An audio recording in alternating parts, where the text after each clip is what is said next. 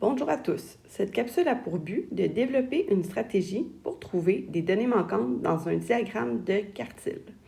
Tout d'abord, nous allons faire un bref retour sur les composants du diagramme de quartile. Donc, voici un diagramme de quartile.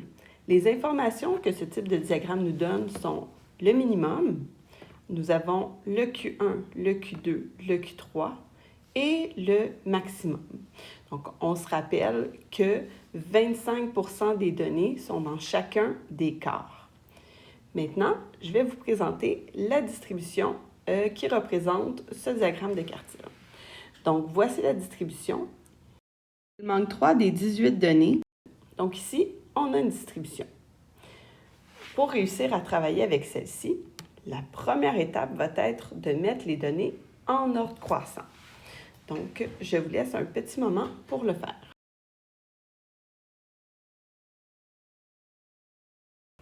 Donc, voici la distribution en ordre croissant. Donc, nous avons 12, 18, 20, 21, 32, 38, 39, 44, 50, 56, 57, 63, 68, 72 et finalement 73.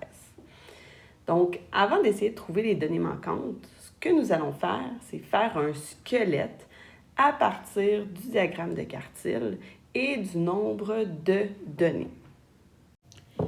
Puisque nous avons 18 données, nous allons venir tracer 18 petites lignes pour faire le squelette de notre diagramme de quartile comme ceci.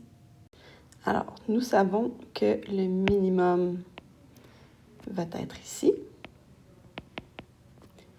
Le maximum va se trouver être juste ici. Et là, comme nous avons 18 données, nous allons faire 18 plus 1 divisé par 2, qui nous donne un total de 9,5. Donc, nous allons aller chercher le milieu entre la 9e et la 10e donnée pour notre Q2. Maintenant, le Q2 a séparé notre distribution en deux parties. Donc, nous avons 9 données de chaque côté. Pour Q1 et Q3, nous allons venir faire 9 plus 1 divisé par 2, qui nous donne 10 divisé par 2. Alors, pour chacune de ces parties-là, nous allons aller chercher la 5e donnée. Donc, on voit qu'on a 4 données dans chacun des quartiles et Q1 est une donnée, Q3 est une donnée et Q2 est le milieu entre deux données.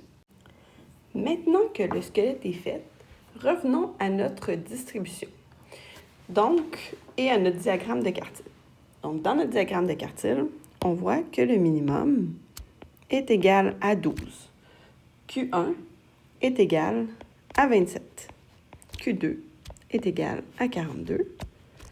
Q3 est égal à 63 et le maximum est 89. Donc maintenant, regardons notre distribution. Notre minimum est 12 et 12 fait partie de la distribution.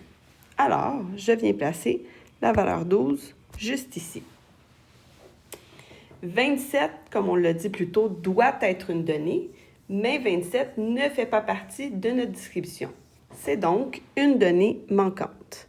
Donc, je vais venir écrire 27 ici et je vais venir mettre un petit X pour m'informer que c'est une donnée manquante.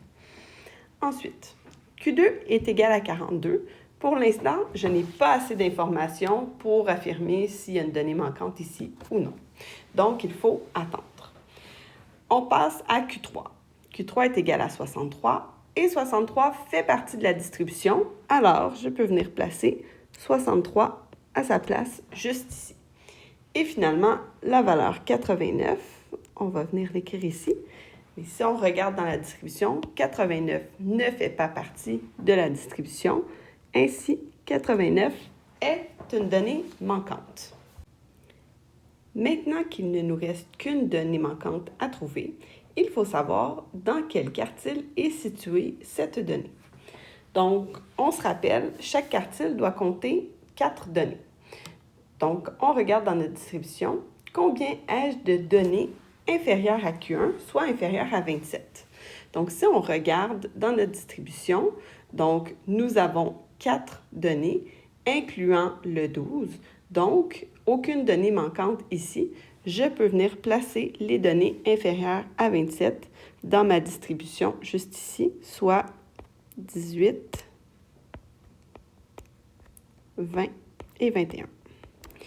Ensuite, nous allons regarder combien de données nous avons entre la valeur de Q1 et la valeur de Q2.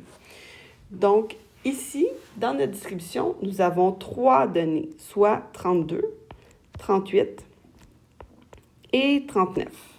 Donc, on sait qu'il va manquer une donnée dans cette partie-ci, mais on n'a pas encore d'informations à savoir où va être placée cette donnée-là. On va continuer.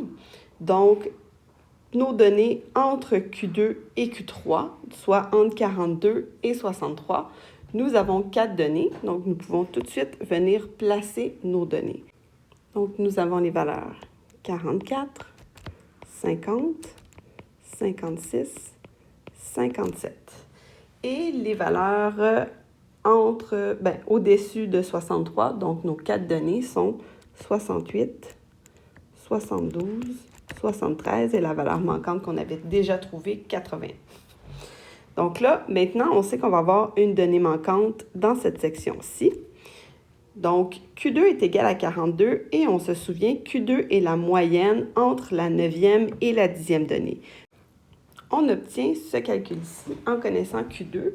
Donc, la donnée qu'on va nommer X plus 44 divisé par 2 nous donne la valeur de Q2 qui est 42.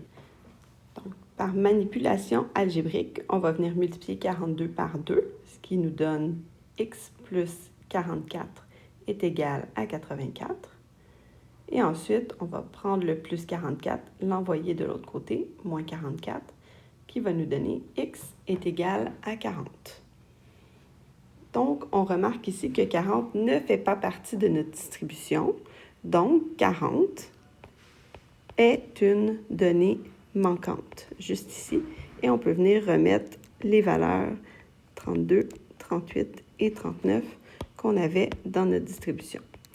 Donc, voici, nous avons trouvé les 3 données manquantes, soit 27, 40 et 89.